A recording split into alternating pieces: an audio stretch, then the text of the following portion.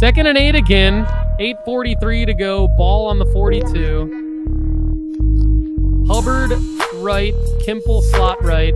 Babalola in the shotgun. Dolan in the backfield. Babalola back to pass. And evades pressure. Goes deep. Has a man. Caught in the end zone. Max Kimple. Touchdown. Raptors. Big time 50-yard bomb. It's going to officially be 42 yards. Max Kimple, 2 big plays on this drive. A first down and then a touchdown there. 8:24 to go. 13-3 Ravenwood. And here's Drew Crabtree for the extra point. All right, welcome in everybody to Ravenwood Raptors Football Weekly. I'm Paul Hickey with NoOffSeason.com. With me, as always, is of course the star of the show, Raptors head football coach Will Hester. How you doing, my man? Doing good. Ready for the playoffs. Ready for the playoffs. It's finally here. Congratulations on 10-0, region champs, big win over the team from the other side of the interstate, and all the things. Good work, my man. How does it feel? Thanks. Feels good. I mean, obviously, we had a bad taste in our mouth from how things ended with them last year, right? So wanted to avenge a little bit of that and win a region title and host a bunch of playoff games if possible and all the things. Second 10-0 record in school history. So, yeah, pretty exciting. It was a cool night. I mean, not only for the football team and, all your guys and your coaches and the accomplishment, but also the student body coming out, supporting everyone with the strong blackout in the student section. Probably a pretty cool night for everybody at Ravenwood.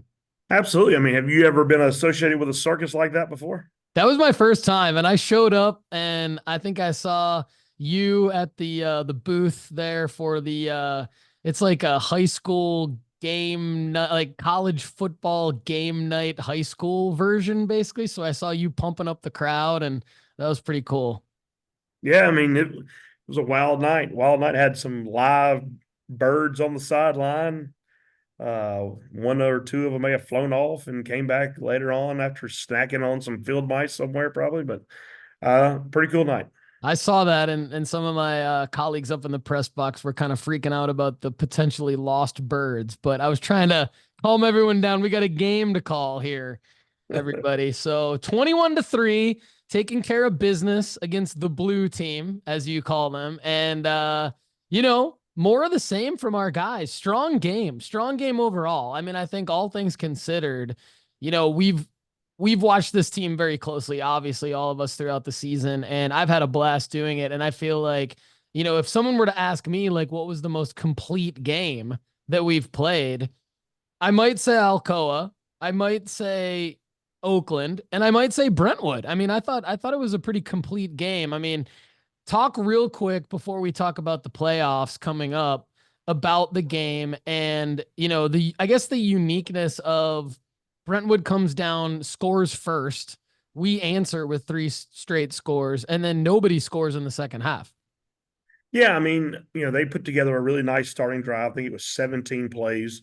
Kudos to our defense for holding them out of the end zone when they got in the red area there. I thought that was a huge tone setter maybe for the rest of the game, the fact that we were able to make a stop there. And then we score a few plays later on the first drive. It seems like it's kind of been like clockwork the last few weeks to hit a big pass to Donovan Starr early in the game. And so jump up early there, and then defense plays like they have all year long, kind of stymies them. One thing I didn't really realize till going back and looking at the stats, they did not have a third down conversion after the first drive of the game. The first drive they had 3, and they had 0 third down conversions the rest of the game. And huge stop right before the half by our defense to hold them out. We're up 18. They got the ball basically inside the 1-yard line. 1 play left in the half, and Jalen Pollard makes an unbelievable tackle at the goal line to stone them and hold them out and keep an 18-point lead, a 3-score lead, and that's huge.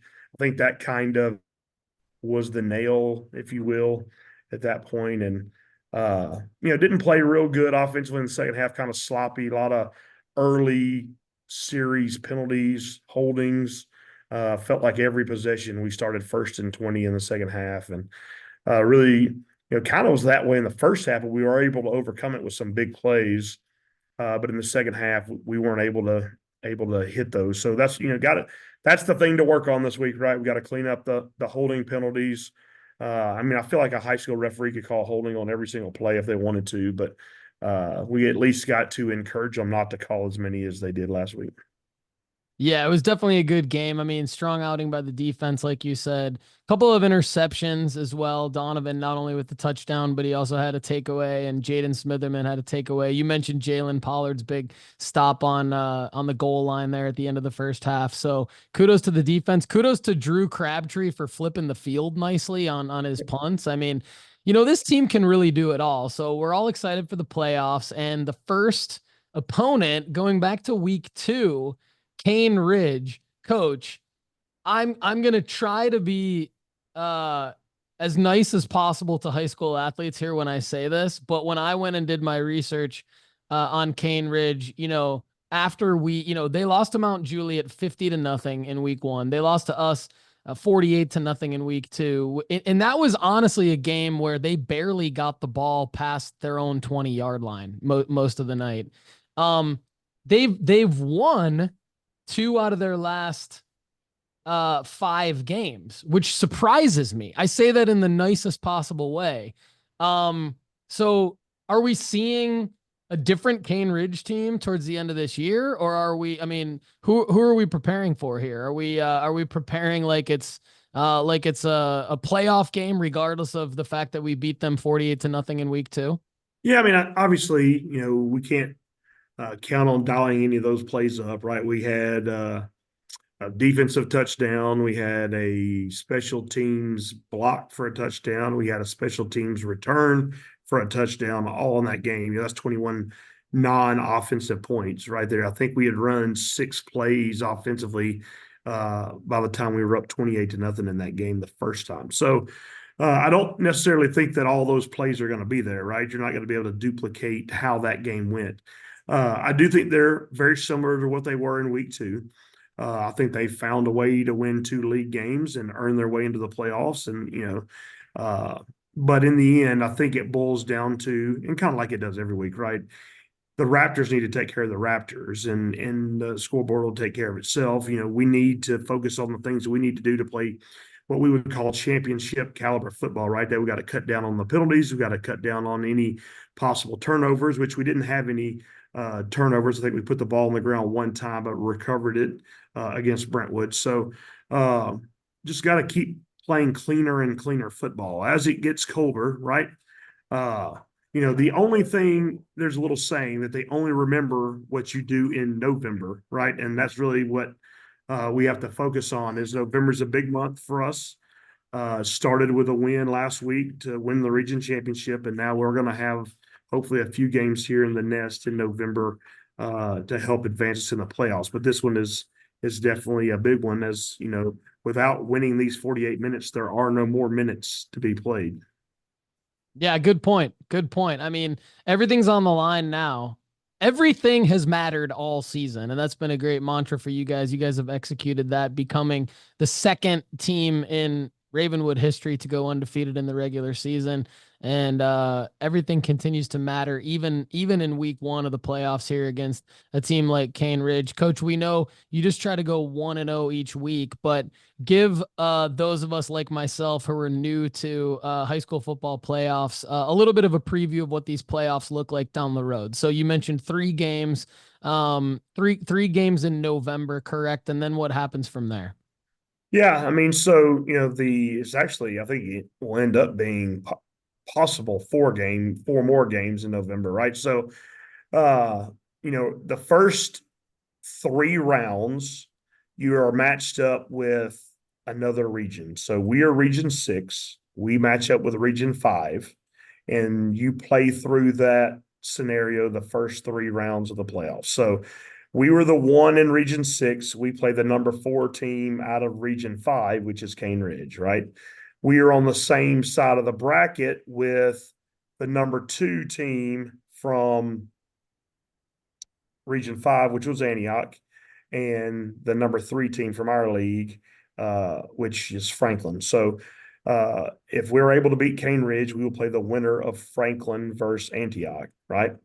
On the other side of the bracket, you have our number 2, which is the Blue School, and we have their number 1 school, which is Stewart's Creek, along with Independence and Smyrna. So those 4 teams on the other side. So one of those 4 teams will make it to round 3, and one of the 4 teams from our side will make it to round 3. And those teams would play in the quarterfinals with a chance for a Thanksgiving week game versus a team from Memphis, which would be regions 7 and 8 playing each other. So the winner of that situation, wins the West and goes on to play one team that comes out of the eastern side of the bracket in Chattanooga on Saturday night, December the 7th. So, that's the deal. It's 5 rounds of playoffs in Tennessee high school football. It starts with 64 teams. After this week, there'll be 32 teams left, then 16, 8, 4, 2, all the way down to December the 7th. My man, Coach Will Hester, has a nice, concise way of bringing everything together. That was a phenomenal overview. Really appreciate that. Coach, anything else you want to add for today's 13, 14 minutes of fire here? No, I mean, it's just, yes, it's an opponent that we've already seen. Yes, it is a team that we had success against. But the key is still the same, right? The key is us taking each and every day. This Tuesday of week 1 of the playoffs, we've got to go out and have, the best Tuesday practice of the year today and improve and take strides toward being a better team than we were yesterday and last week, and all those things. We're healthy. We've got, everybody available for this week just about. So, it's time to move forward. The deal in the playoffs, right, is, it's generally your senior leadership that carries you through. They have to make a conscious decision that they're not ready for their high school football career to be over. What are you willing to give up? What are you willing to sacrifice to have one more practice, one more game, 5 more minutes together? What are you willing to do to lay it out there for this kind of a dream not to be over, because we got 28 guys. 28 guys are not going to play college football. So, I mean, we may have 7 or 8, 9 that do, but 28 aren't. And so for some of these guys, we are literally looking at the final minutes that they'll ever play with a helmet and shoulder pads on, and this will be definitely the last time that these guys are all in the same room together. So, to me, that's the significance of what we got. And that's the mantra is, we're not ready for it to be over yet. I love that. And certainly they're a great group of young men, both on the field and off the field. I've had a blast watching them play this year. It's been the most fun I've had really watching any high school sports. So that's a credit to all of you. And I don't want our last podcast to be until that week of that December 7th game. So let's keep getting it done, my man. Well, I mean, I would love to have one the week after December 7th, kind of recapping it all. Yeah. Maybe the most fiery 13 minutes of the year. So, yeah, we will have to do something. Go ahead and send me the calendar invite and let's speak it into existence. We're putting it in the calendar right now, and then we'll do something special on that one. Tuesday, December the 10th. We'll blow it out. Love that. Can't wait. Coach, I think you got one more little catchphrase to throw out there before we let everybody go. Just like it's been every week all year. It's great to be a Ravenwood Raptor. G2 bar. Hubbard, Sullivan, split wide right. 3rd and goal from the 6. Big play here. Pace in the backfield. Chance takes it. Looking to pass to his right. Has a man caught. That's Ben Hubbard again. Touchdown Raptors on 3rd and goal from the 6. Maverick Chance hits Ben Hubbard for his 2nd touchdown of the game. Raptors go up 20-3 with 2:53 to go until halftime. And here comes Drew Crabtree for the extra point.